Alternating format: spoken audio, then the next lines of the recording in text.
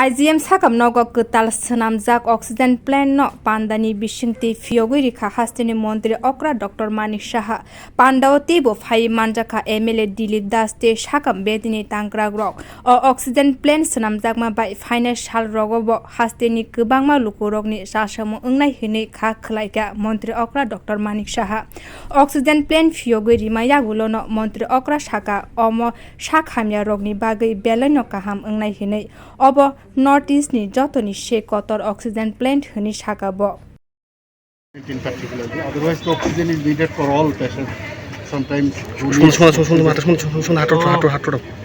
we are prepared to cope up this COVID-19 pandemic. So on that aspect, we are very happy that the northeastern region is the biggest oxygen plant. So today we have inaugurated it. So for that we have an extra mileage, I should say,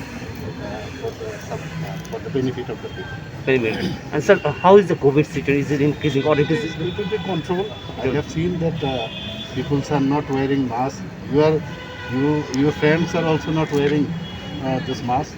So naturally we will strict on that. Yes. Thanks. Thanks.